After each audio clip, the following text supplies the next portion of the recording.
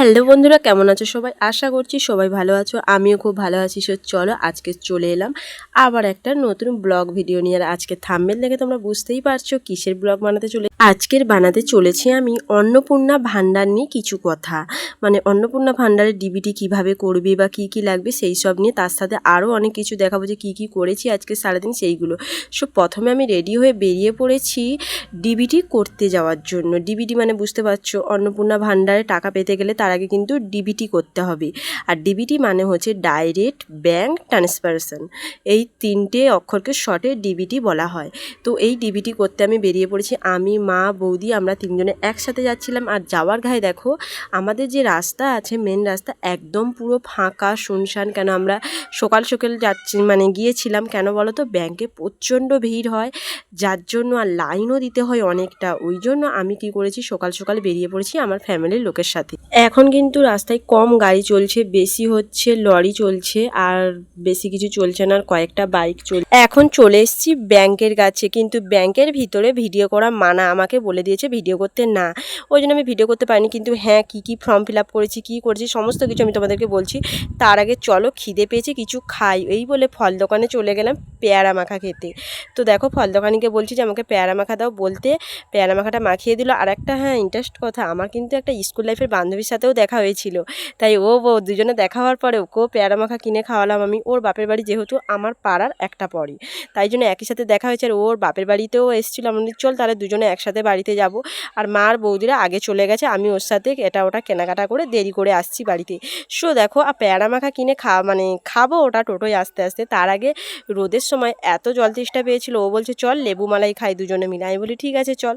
ওই বলে দু বান্ধবী মিলে কী করলাম, লেবু মালাই কিনলাম। আর এই লেবু মালাই কেনার সময় একটা কাকু ছিল, সে শুধু কি বলছে শোনো, সে বলছে তার নাকি লেবু মালাই খেয়ে নাকি কত ছেলে নাকি আইএস হয়েছে, পোস্ট অফিসে চাকরি করছে, মানে যত সব ঢপের গল্প। ঠিক আছে, তোমরাই বলো জল খেয়ে কোনো দিন এটা হতে পারে? তারপর আর কী করলাম, ওনার জল খাচ্ছি তাই জন্য ওনার তালে তাল মিলিয়ে হ্যাঁ হ্যাঁ বলতে হচ্ছে। জল খাওয়া শেষ হয়ে গেছে, এবার গুটি গুটি পায়ে বাড়ির দিকে যেতে হবে। এই বলে আমি আর আমার বান্ধবী মিলে কি করলাম, টোটো স্ট্যান্ডে যাচ্ছি টোটো ধরার জন্য। ও কি করেছে, একা চলে যাচ্ছে। আমি বলছি আরে ভাই দাঁড়া আমার জন্য একটু। ও বলছে প্রচণ্ড রোদ, আমি জন্য আগে বেরিয়ে যাচ্ছি।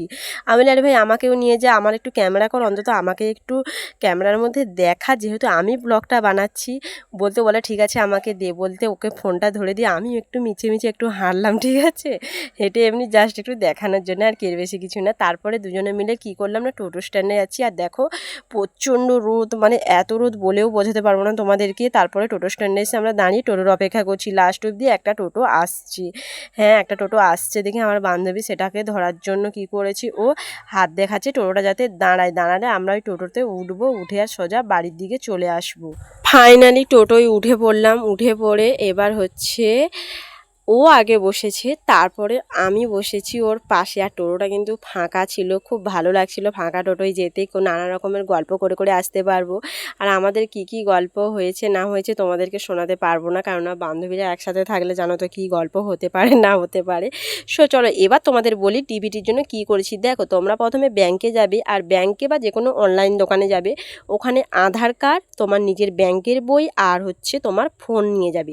মানে আধার কার্ডে তুমি যেই নাম্বার দিয়ে যুক্ত করেছো, মানে আধার কার্ডের যে ফোন নাম্বারটা দেওয়া আছে ওই নাম্বারটাই কিন্তু একটা ওটিপি আসবে, তাই জন্য ওই নাম্বারটা থাকা কিন্তু খুব জরুরি। যার নেই সে কিন্তু তাড়াতাড়ি কিন্তু আধার কার্ডে নাম্বার যোগ করে নাও। তারপরে আর কি, ওখানে যাওয়ার পরে ব্যাংকে ওই তিনটে জিনিস নিয়ে যাওয়ার পরে ওরা কি করেছে, প্রথমে আধার কার্ডটা নিয়েছে, ব্যাংকের বই নিয়েছে, নিয়ে ওরা কী সব করছে, করার পরে ওই যে নাম্বারটা আছে না আধার কার্ডে, ওই নাম্বারে আমাদের ফোনে একটা ওটিপি এসছে, সেই ওটিপিটা বলতে ওরা চালু করে দিয়েছে। আর কোনো কিছুই করতে হয়নি, মানে একদম নির্ঝামেলা বলতে পারো, মানে 2 সেকেন্ডের ব্যাপার ওটা।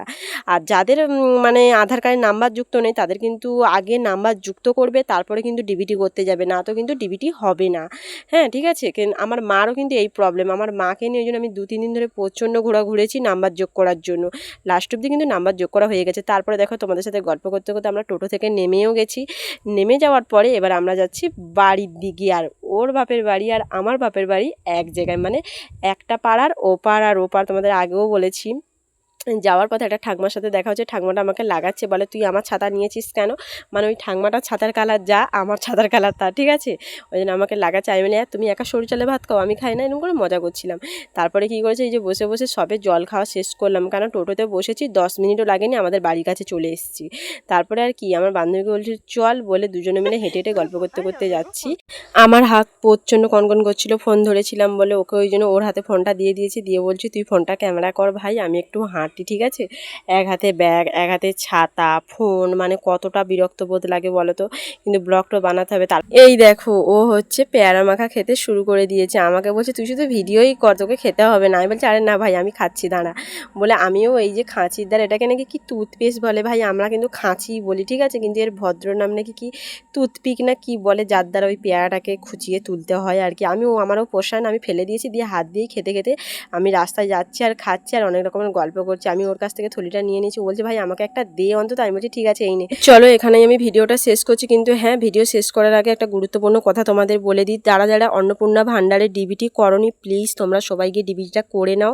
দেখো মাসে মাসে 3000 টাকা কিন্তু খুব কম না, ঠিক আছে, আর আমাদের একটা ভোটের কিন্তু মূল্য প্রচুর, ঠিক আছে, তার বিনিময়ে কিন্তু আমরা এটা সামান্য জিনিস পাচ্ছি, সে আগের সরকার হোক বা এ সরকার হোক, ঠিক আছে, তাহলে সরকারি টাকা কেন ছাড়বো, কিসের জন্য ছাড়বো বলো।